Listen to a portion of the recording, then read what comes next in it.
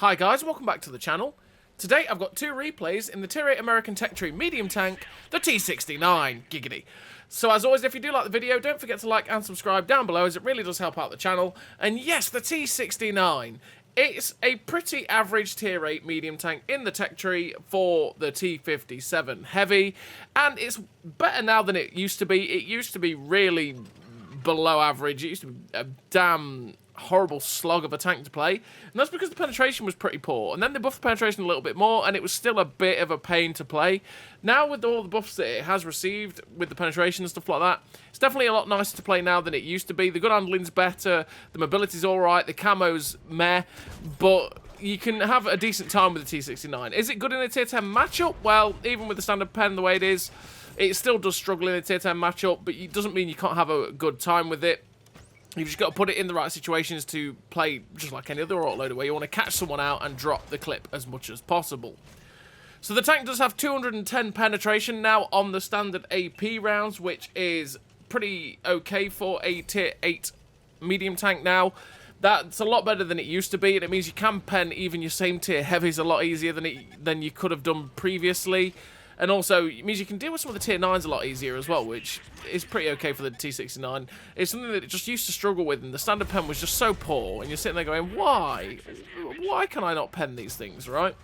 You got 280 penetration on the premium heat rounds, which is really, really good. It means you basically pen most things you face, even at tier 9 and 10, which is pretty good for the T69.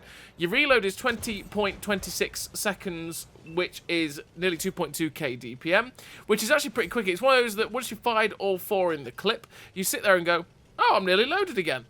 Nice! And you just kind of feel like you're never out of the battle for that long.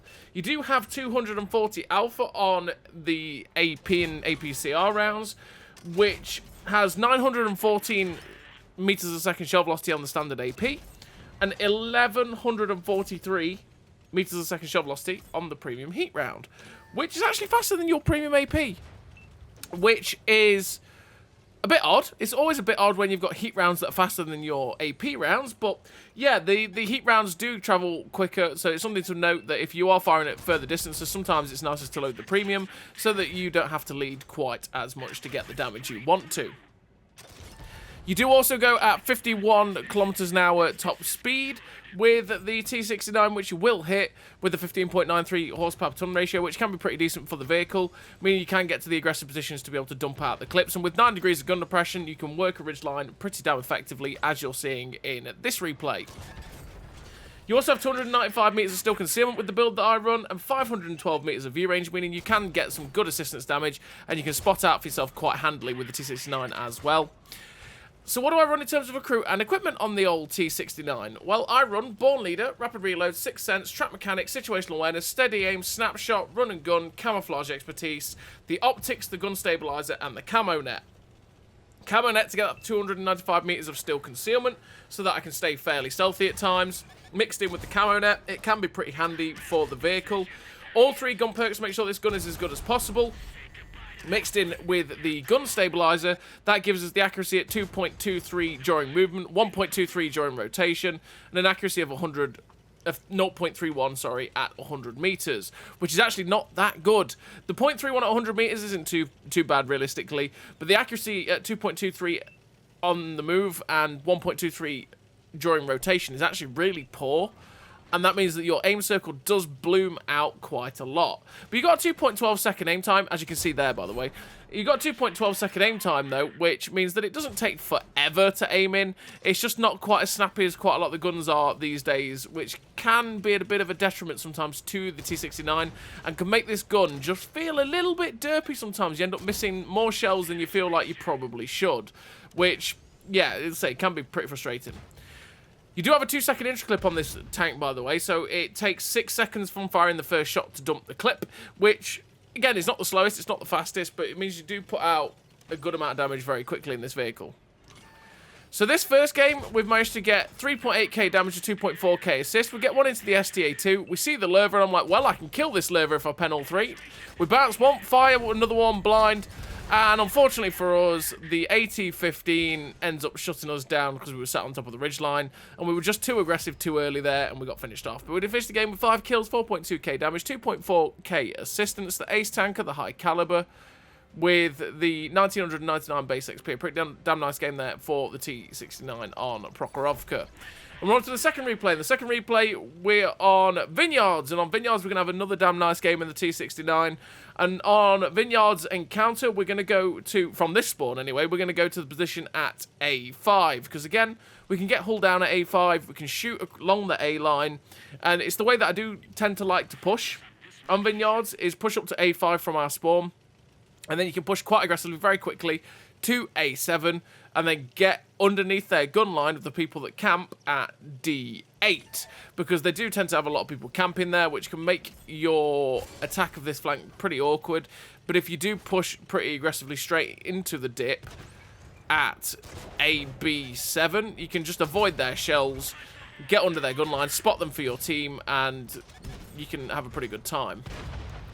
So we get 2 shots there into that Hellcat 105, who was doing, well, I don't have an answer for you. I don't know what he was doing, but he was doing things, and things didn't go well for that Hellcat 105, and you did see the gun handling.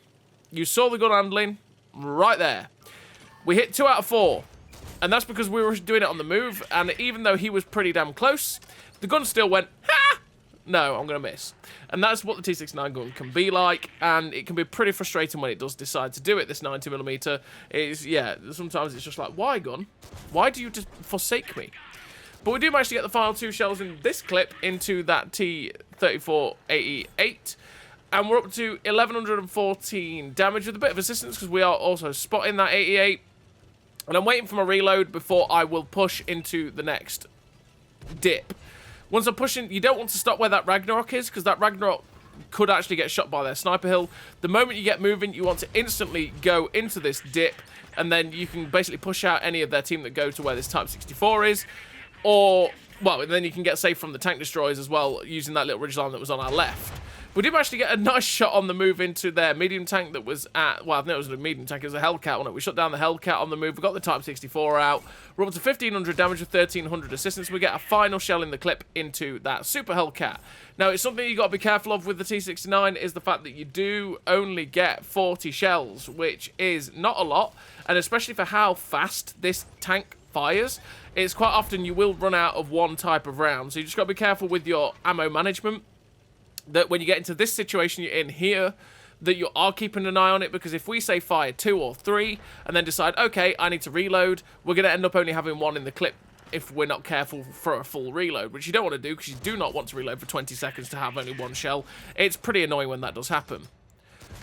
Once again, you see the gun in action there. We got the finish on the IKV-65 too, but one of the shells, even though it was mostly aimed, went, you know what, I could hit that, but nah, you know what, I'm just going to miss.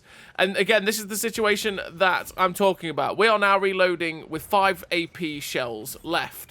This is where we have to be careful, because obviously we can fire the 4 shells in this clip fine.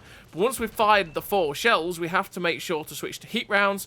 Otherwise, we're going to end up spending 20 seconds loading 1 shell. And trust me, spending 20 seconds reloading 1 shell is deeply frustrating when you do it. Because you realise you end up getting to a point going, yes, I can clip this guy out, go over, fire 1, and then go, oh. And you've basically screwed the pooch. But we go in on this HMH M51. And we've got the whole clip going for him. We're not actually going to kill him, but our medium tank is coming charging in. Hopefully we'll get the RBRT on him, but I didn't want to take the hit. I just didn't want to take the hit from the HMH, because he was looking at us the whole time while our Ragnarok was charging in. And I thought, you know what?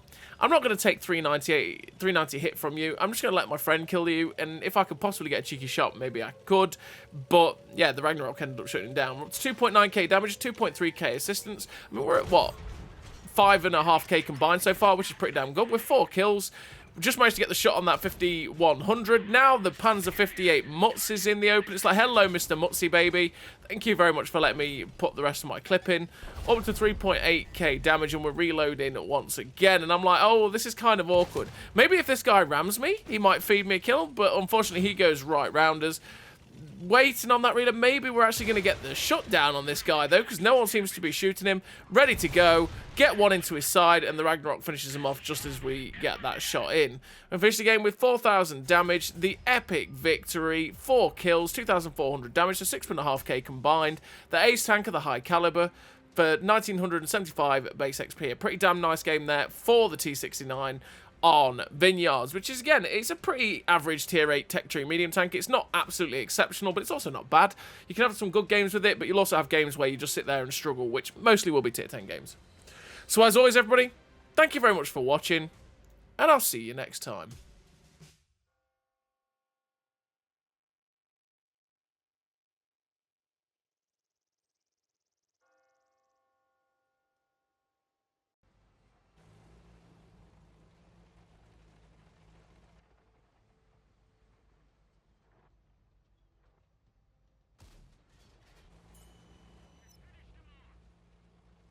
A great success!